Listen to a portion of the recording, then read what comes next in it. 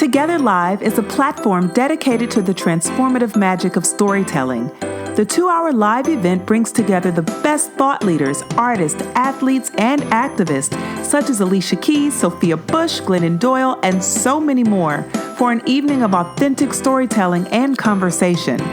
Together's own podcast series, Do It On Purpose, features our favorite interviews and conversations from the tour, focused on topics such as heartbreak, fear, love, and vulnerability. Download seasons 1 and 2 in iTunes today.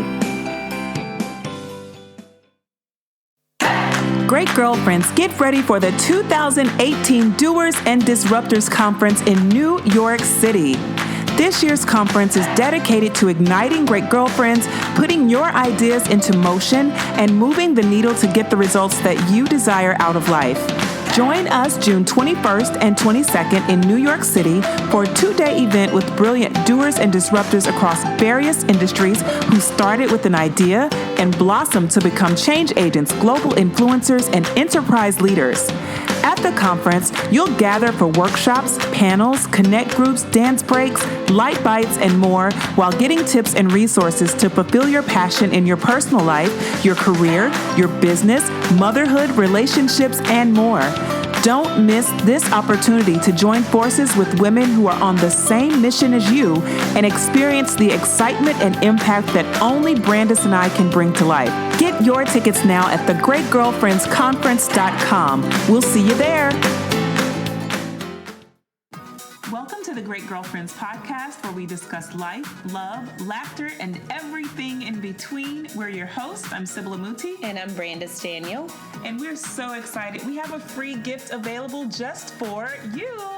Yes, go to www.greatgirlfriendsgift.com. That's right, greatgirlfriendsgift.com. Make sure you download one for yourself and forward to all of your friends. Yes. Thank you guys so much. Pull your pen and paper out and get ready for this episode. Woohoo! So, great girlfriends, we are so happy to be back with another edition of the show. Yes, so excited. So excited, and we're not here alone. Of course, this week we brought in a guest. We have Pastor Mia Wright with us from Houston, Texas. Yes. Hi, girls. Hi. How are you? I'm great. Thank you. And excited to be on your show today. Thank you. We're so glad to have you. Tell me, how was your weekend? It was amazing. I hosted my 17th annual Metamorphosis Women's Empowerment Conference. We had nearly 2,000 women there who left inspired and ready to fill their life's purpose and to rebirth their journey again. So I am beyond elated at what has just transpired over the last weekend. And additionally, I launched my book, Unthinkable, at this conference. So it was amazing. What? So wait a minute. You're coming off of a conference and recording a podcast today? And looking like brand new leather. Just gorgeous, radiant. Let me just say that after the Great Girlfriends Conference, me and Sybil are zapped. You don't see us. Oh, yeah. When you don't see us for a few days. No lashes, no lip, no nothing. Wow, that is fantastic. 17 years of a conference? 17 years. We've hosted it in Houston, in South Africa, in Cape Town, Johannesburg, in Tanzania, in Salvador Bahia, Brazil. And so we've hosted it at different locations around the world. But the Houston conference is our anchor, our flagship. And you're right, I'm usually under the covers for a week. I usually disappear. But the last several years, it's been a lot of things going on immediately following the conference. And so I will get a break in here. But I know that right now, where my presence is needed, that's where I need to be. So just like a good, strong woman would do, I get myself up, I get myself together, put my face back on and come with the brand new spirit that, hey, I'm in this season and I have to be present. That's right. I love it. And Brandis always thinks that a red lip helps. You know I was about to say that. You're 100% right. Yes. Yeah, I was just about to say that. I was like, that red lip helped. It does. It really, really does. If nothing else, I will have on mascara and a red lipstick. That Yes. makes everything better. You have two core components that Brandis loves. Your beautiful blonde hair and that red lip are two signature essentials for Brandis. Come on, Brandis, that's my girl. I have been a blonde head girl for 20 plus years. And even while I was in high school, I wore some shade of blonde because it goes well with my skin and it's become my signature. People recognize me and know me with that. And so if I ever change my hair color, nobody would know who I am. Wow. I might sneak some blonde in this summer, FYI. I've been wanting it for so long. You should. I love it. Get a good stylist who will take you there. Don't do it in your own kitchen. People ask me all the time, what color is that? I say, I have no idea. I have a stylist who colors my hair, and I will never try to do that on my own. I know that's right. No. You have to know your strengths. Absolutely. Absolutely. Now And we're good women too, so we can always, if you want to just try it, sample it, get a wig, get a weave, do something, don't damage your hair. I'm all about healthy hair. I know that's right. Amen all day to that. Exactly. Yes. What are you going to say, Brandis? No, I was going to say now the 19-year-old Brandis, the college Brandis, tried all kind of color in my own hair, all types of color. But the more seasoned Brandis will take myself to Akilah Abrams. Let a specialist get home. And let her do what she does.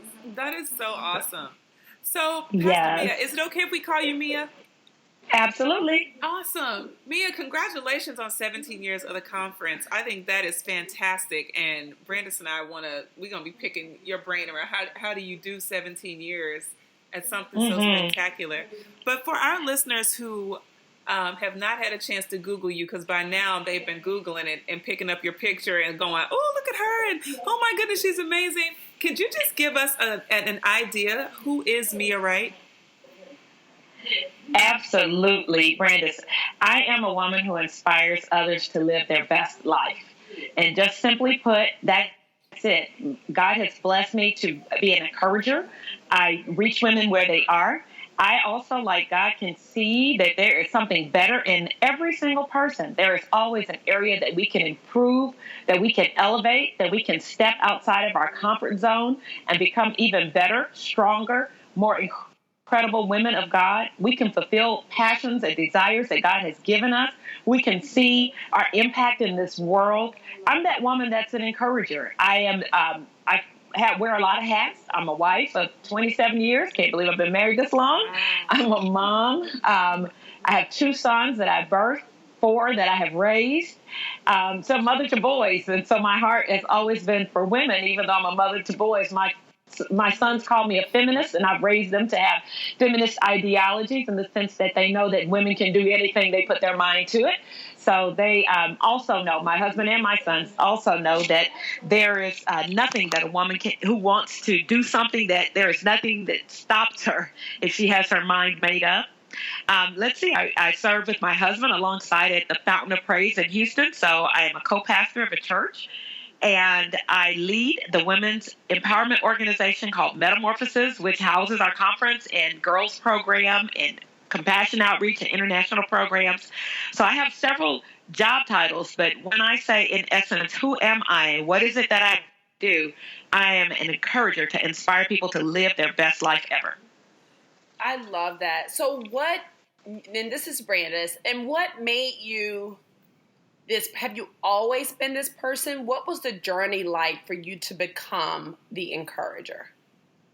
In essence, I've always been this woman. I always tell women, this is the interesting thing about our life's purpose. Many times we don't see that the things we have been doing all along in our life are the things that will lead us towards what our purpose and what our God's desire for us on the earth is supposed to be.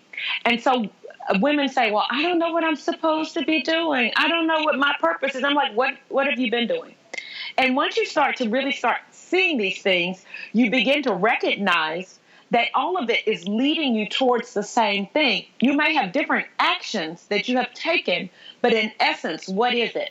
So one day when God told me that he wanted me to speak his word, I was like, what? I had to get out of my box of traditionalism that I was raised that women were not to be speaking in the pulpit type platform, mega platforms.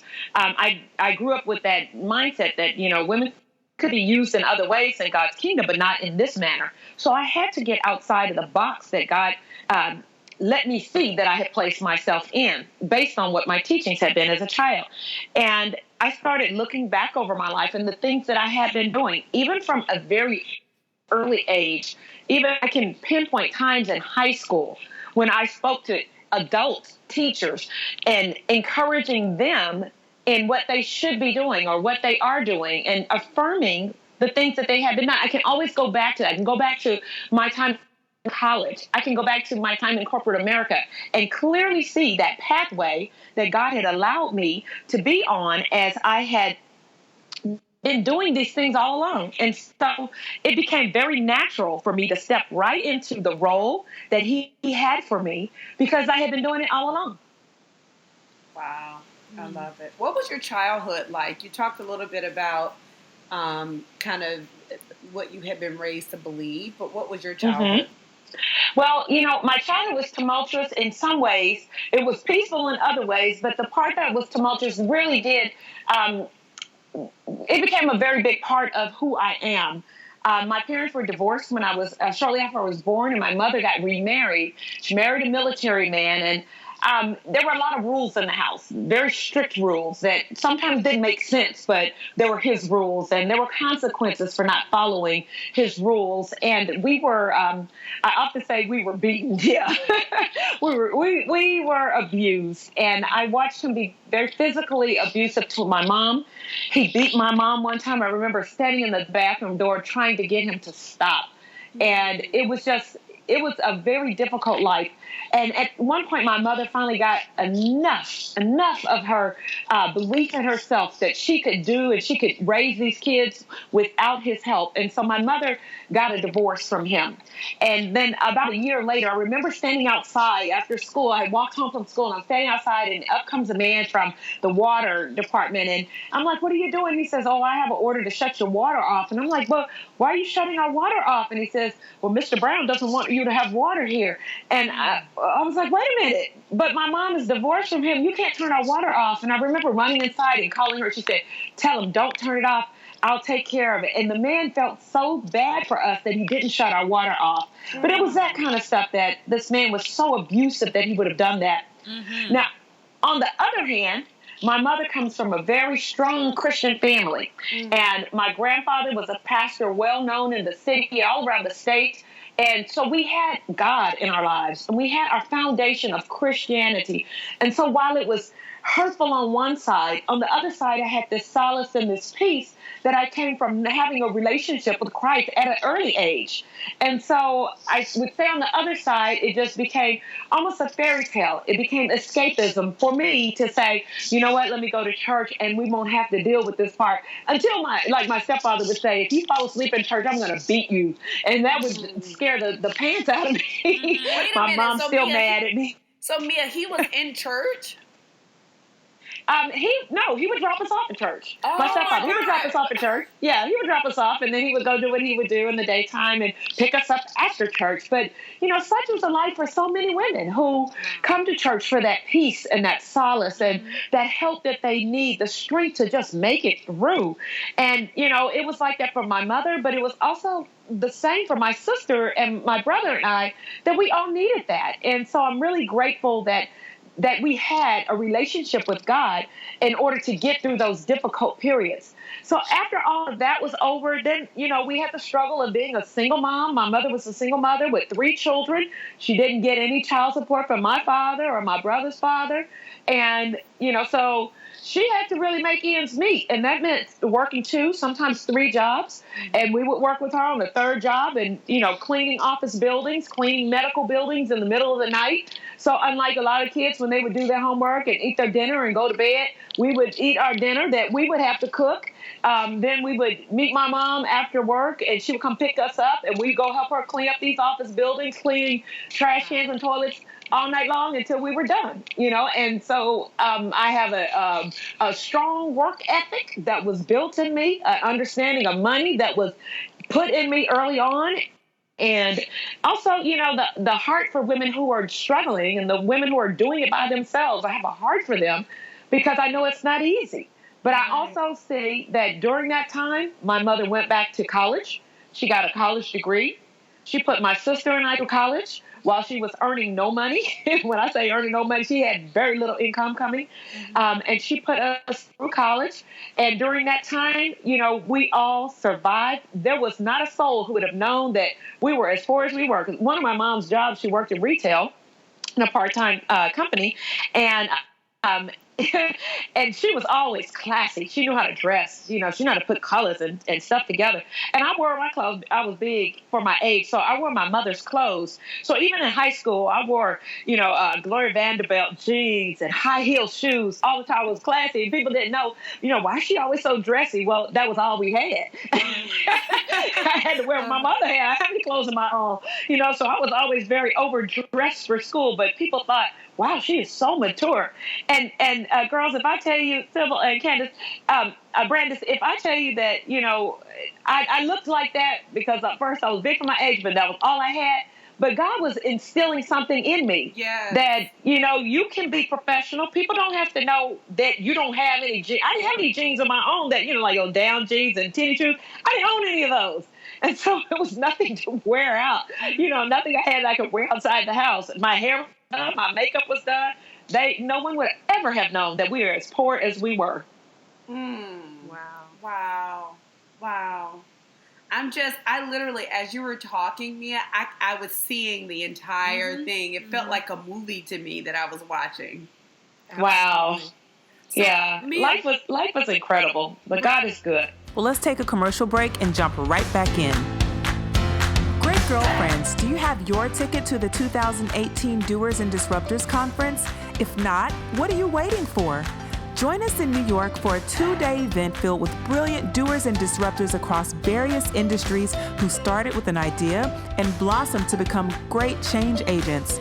We can't wait to join with you for workshops, panels, connect groups, dance breaks, light bites, and more, while giving you tips and resources to fulfill your passion in your personal lives, careers, businesses, motherhood, and relationships. Log on to thegreatgirlfriendsconference.com and get a ticket for yourself and your greatest girlfriends. We'll see you there. bring us forward to you meeting your husband, because what I imagined was that there were some trust issues with men along the way. And I imagine you having to go through some things that have led you up to this book that we're going to discuss in a second. But for our great girlfriends who have experienced that, that level of abuse or have gone through that kind of trauma and are looking for the healing, what was it that allowed you to trust your husband to now make him your husband of 27 years, which is amazing? Mm-hmm.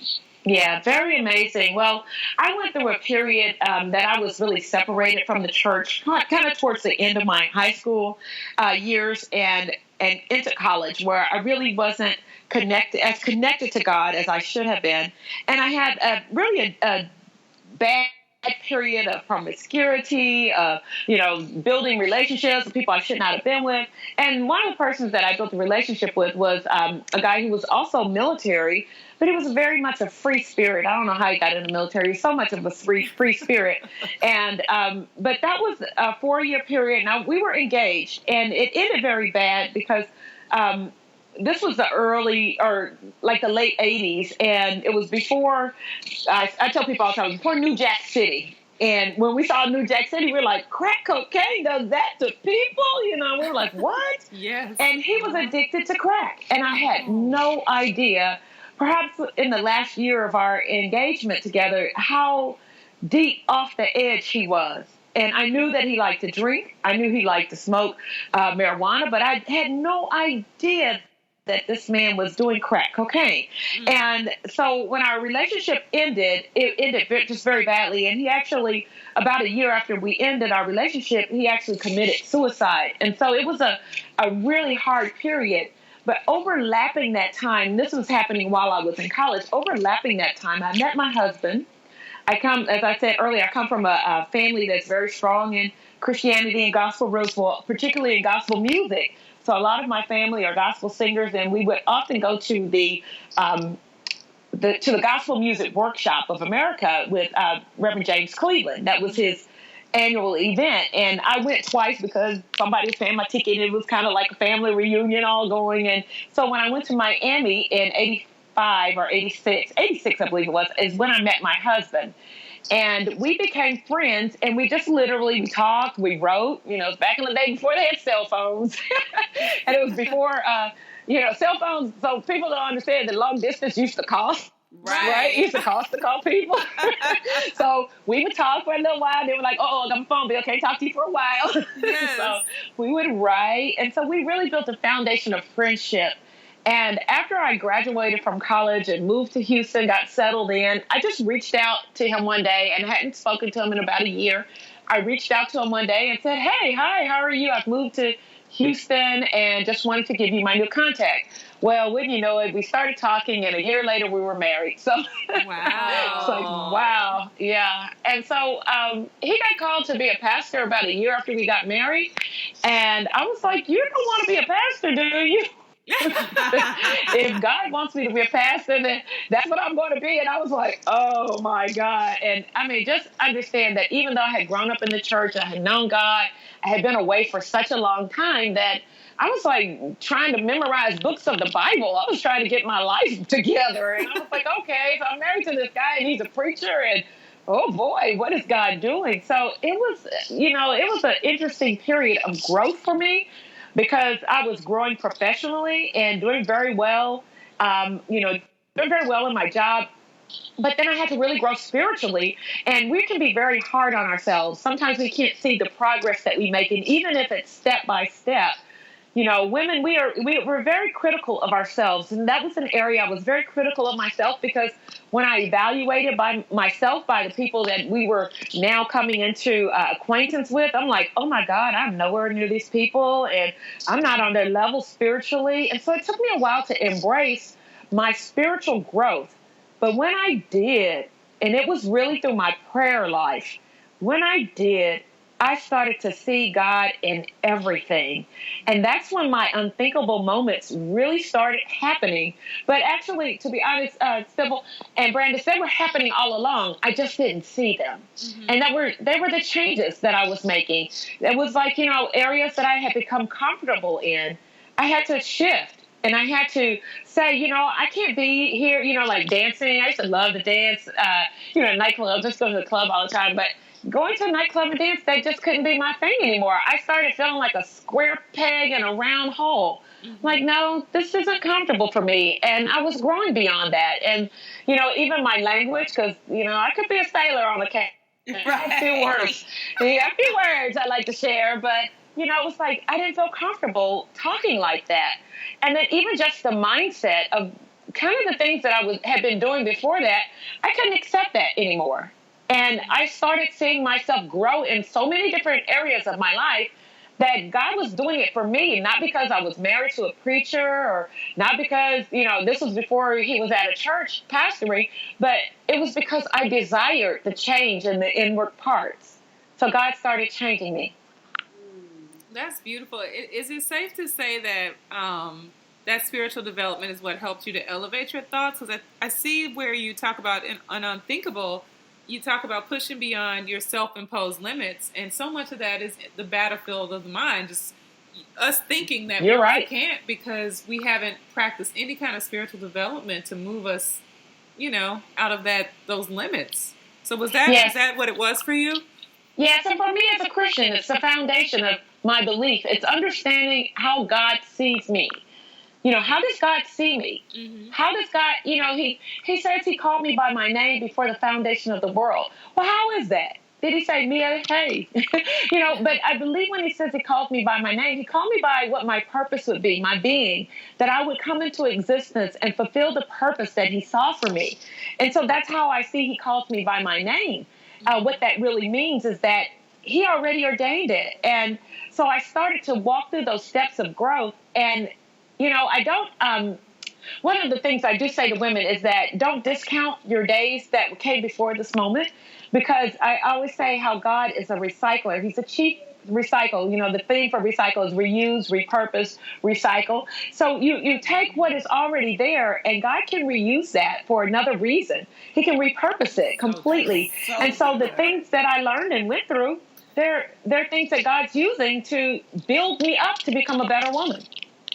And you're able to build other women up. Like so much Exactly. of it's like so interesting because I feel like so much of the things that we go through, though they benefit us eventually, they benefit so many others. Mm-hmm. Absolutely. Yes. And so I often wonder, is this for me or is this for somebody else? Am I going through this for somebody else? Is that Brenda saying that? Yeah. Let me tell you, when we go through stuff, I always say, God, for real, I don't want to go through this, and I don't care if it's for somebody else.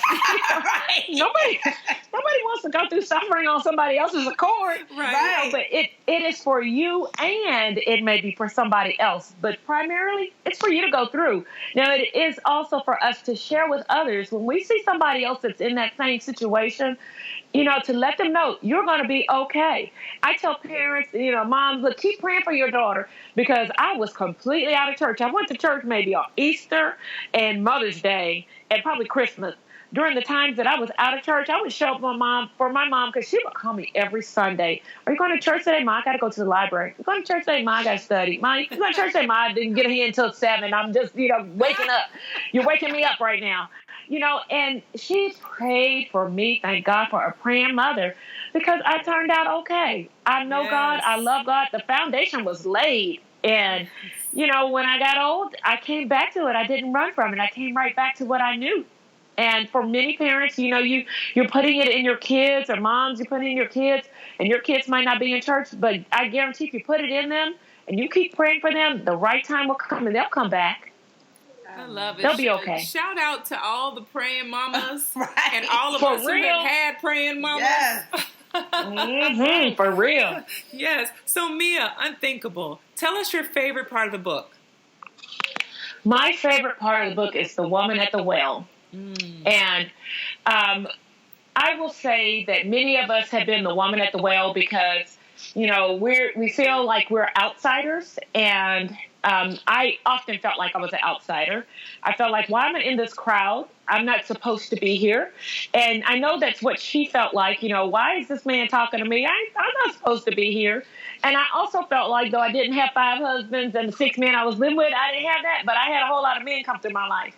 And and I was also the girlfriend that was like, girl, I got a new man. Right. Tell my bro I got a new man. They're like, oh, another one. Yeah, I got a new man. And I would be so proud and so happy because my heart I would be looking for love. Oh, my God. I was looking for love. I was looking for love. I had daddy issues. My daddy wasn't around. He was there, but he wasn't around. My father was an alcoholic, and that was one of the reasons why my parents separated, and my mother did not want me to be around him because his alcoholism was really bad. But my father is 40-plus years free. Actually, he's close to 50 years free of his alcoholism now, and I thank God for that every day. He gave it up. He gave up alcohol, he gave up cigarettes, and he went cold turkey on both. He just knew that his life had to change, and he did. And so I'm so grateful that he and I have a beautiful, beautiful relationship now. But when I was growing up, it was very separated, and we moved to a new state from California to Texas, so we didn't have much relationship back then, or when I'd see him once or twice a year, and that would be it. But I had daddy issues, so most of the men I dated were older. And, I wasn't looking like for a sugar daddy, somebody to take care of me. I was just looking for love. Mm-hmm. And so I felt like this woman, I could relate to her. And a lot of women have those issues in life, and you feel like, you're looking for love. And Jesus said, you're looking for it in all the wrong places. The country western singer wrote that out. You're looking for love in all the wrong places. I think that was Glenn Campbell.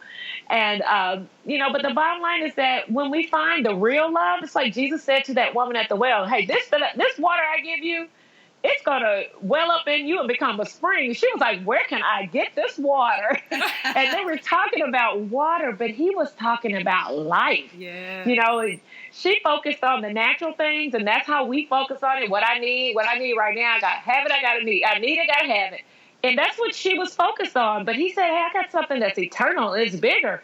And the interesting thing is that she did what all of us do when somebody gets too deep to us, we change the subject. She changed subject, and he brought it right back to her. And the thing that he brought back to her that is so incredible to me is how he revealed who he was. The Bible says it was the first time, well, the Bible doesn't say this, but when we go back and look at the Bible, it was the first time in Jesus' ministry and life on earth that he revealed to anyone who he really was. She says, I know that the Messiah is coming to tell us these things. And he said, I am he.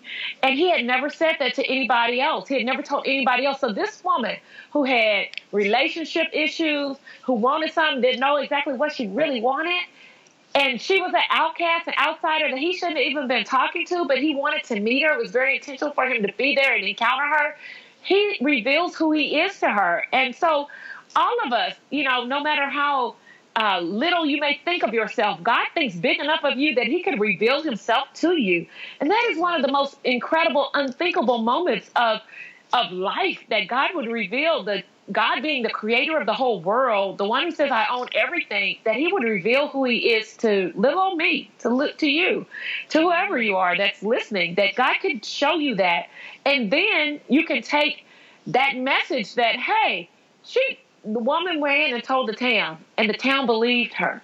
Now, get the picture. This is a woman who's been talking about men for a long time, who had a lot of men. Everybody knew her story. Right. That's why she was at the well in the middle of the day, because they had been talking about it. She runs back to the town and says, hey, come look. See, I found a man. And people believed her. The woman who knew all these things about men. She's saying, I found a man. And they believed her. So the message from that I get is that God can take your story, your life, clean it up so much and make you a credible witness that people will follow after you, no matter what your story has been. So even if you're saying the same thing, you're saying it differently because you have the power of God behind you, that God can use you to share others about him, about a good message, about him, a good news. So when you're going through the stuff that you go through, even if you don't want to go through it, like, Lord, please don't let me go through it for somebody else, that you're going through that so you can share with somebody else and encourage them that they can handle it, and they can make it, and they can do it. Yes. It's unthinkable. It is unthinkable, but it's so true. It is. So Absolutely. true. My heart is just so full right now. It is so full. Full. Like, so many things that you said are just so full of life. Resonated. Mm-hmm. I got it. Like, I love it. I know our great girlfriends are absolutely going to love this book. Can you please share, where are all the places our great girlfriends can find your book? Awesome. They can find the book itself on Amazon.com. They can get it at Barnes & Nobles in stores and online at barnesandnobles.com. And it's also in the Christian book retailer store as well. So those are the three places. And if they would like to find a quick link, they can go to my website, which is MiaWright.com, and sign up for my email list as well. And then there is a direct link that they can go in there and get the book on Amazon. So it's an easy way of finding it, MiaWright.com. And Your Great Girlfriends podcast, I pray will just be a blessing for any one woman that is listening to it and trying to find herself and trying to find what will be her change, what's going to shift in her life. And it's going to take something to get women out of the comfort zone that we get into. And the box is mainly self-imposed because we believe what somebody has told us. And, I say sometimes we have that voice in our head, it can be the third grade teacher that says, oh, you should just be a secretary, when in fact you should be a business owner. But that secretary is stuck in your head, and so now you're stuck in secretarial roles, but you've got the skills to own your own business. So it's just something that has to shift, and that shift will begin when you believe in yourself and believe beyond what those things that others have said and get into your unthinkable moment. Mia, Brandis is over here talking about, we need to send her an offering. You need a Hammond organ following you. Exposing this book to the world. And so I receive that in Jesus' name. That you're exposing this book to the world. And I thank God for you for sharing it on your broadcast. And thank you so much for having me on. I'm very grateful for you guys having me on. And I just really hope that women will be inspired. They absolutely. No doubt. So usually, Mia, it's us saying, I know, great girlfriends, we deserve an offering for this. That's usually us saying that, right? Today, I'm saying we owe you an offering.